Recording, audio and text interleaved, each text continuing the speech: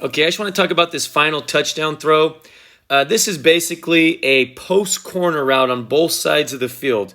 Now, what you're going to see is Keaton has to move in the pocket here, but conceptually, this is another one of those mirrored routes, right? It's going to be a post corner to one side, a post corner to the other, and then here this same player is going to read if middle of the field is open, which means if there's two safeties, he's going to split them. If one of these safeties rotates to the middle of the field, he's then going to run an in cut. So as the play develops, you can see, look, this is going to give us this look of this is quarters coverage, 4 deep, 3 underneath. Eyes usually start here for coverage identification.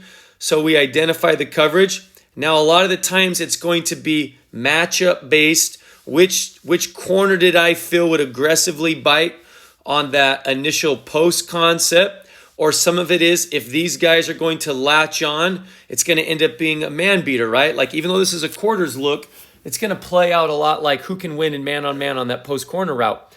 The underneath coverage really doesn't matter because we're going to work one of those post corners. And then you see how tight these flat defenders are here, especially down here to the bottom. This is easy. So if we choose, this is a middle of the field. If we choose to come to this side, we're basically going to work high on the post corner to low on the check down. If we work this side of the field, it's the same thing. You're going to work high to low. Because it's quarters coverage, let me go back.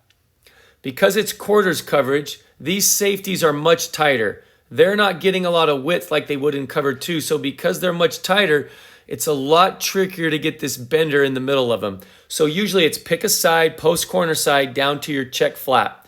Here, Keaton, you can see he's identifying middle of the field. Now, I don't know if right here he was wanting to go right or if he just stepped up and felt the lane. But the great thing is he kept his eyes up here. There's all that space. You can see these edge rushers. Look how hard they're coming upfield. He gets to step up into this clean space right here. Steps up into the space, does a great job of keeping his eyes downfield. This would be easy, very easy. But he decides, I trust my guy downfield. That post corner route can be very difficult if you give guys time to win.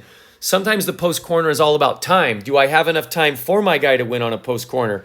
Because of the pocket movement here, it buys time for the receiver. He wins in the red zone, and on the run, Keaton throws a great ball to finish the game off with another touchdown, right?